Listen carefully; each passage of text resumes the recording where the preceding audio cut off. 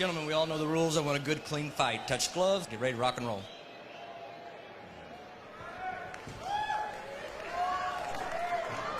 So we are set to go in the bantamweight division here at the WEC. Two men on a collision course, bringing an international flavor inside the cage, and both men coming off very disappointing losses. Judge, are you ready? Fighter, are you ready?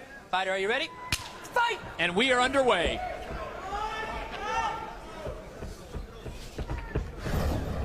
And Frank, right off the bat, what impresses me the most is Maeda's record, 23-5-2.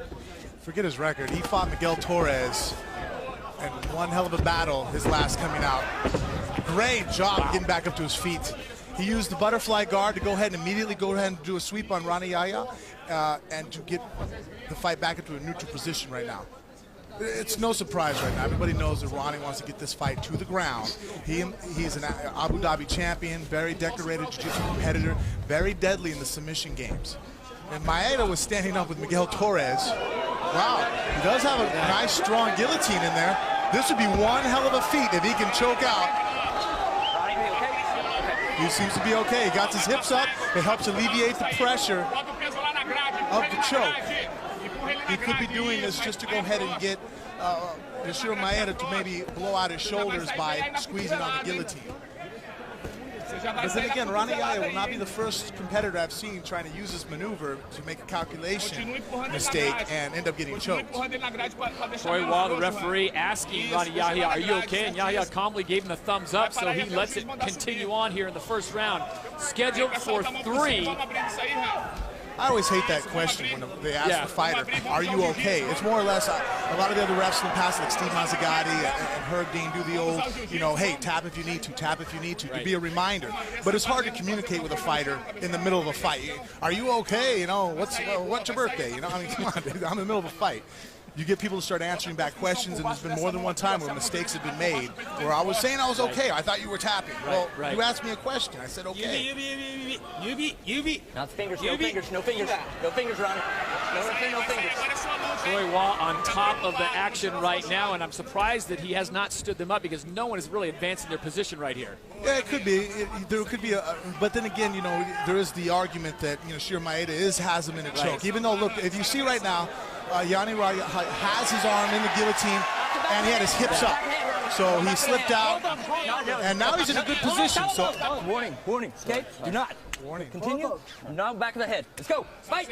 Okay. There's the warning. One thing a lot of people don't understand about the back of the head that I can clear up right now. The back of the head, if you were wearing a pair of headphones, you know, earphone stereo, anything from the headphones back would be considered back of the head. It's not just directly the spine.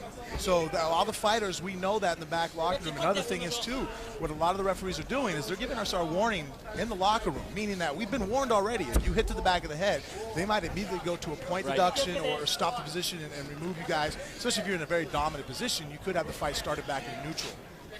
A reversal of fortunes here as Rani Yahya in the red trunks up against the cage. Has a good hold on Yoshiro Maeda. Maeda now pushing the pace early on, and Yahya again trying to get this one down to the ground. We'll see him in the same exact position. Let's see if the Abu Dhabi champion is able to see again how Yoshiro Maeda is lifting his heels, his butt up off the ground.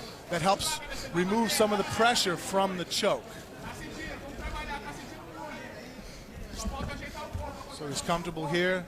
Seems to be if he's okay, but Rani Yahya could make an adjustment instead of pulling right now the carotid artery. And the combination of the choke and the postured position of Yoshiro Maeda was just too much and did the wise thing. You know, that choke is a lot about finesse, too. I know it doesn't sound right. People think a guillotine, you're just pulling hard. But the guys that are best at it in the world know how to pull the guillotine. I guarantee that if we were talking to Yoshiro Maeda, you can ask him that it wasn't just cutting the air off to his head. Rani Yahya's right forearm was most likely in the carotid artery that runs up the side that a lot of people take your pulse with. And when that gets cut off, the blood to the brain is being cut off and you're forced to tap. So he might have been breathing, might have looked comfortable. He didn't look like he was panicking too bad. But Rani Yahya has that great finesse with the choke, and he was able to direct energy coming across his body and not so much up. Let's go inside the cage. Joe Martinez has the official decision. Ladies and gentlemen, the end comes 3 minutes, 30 seconds of round number 1. Tap out by guillotine choke for your winner. From San Diego, Rani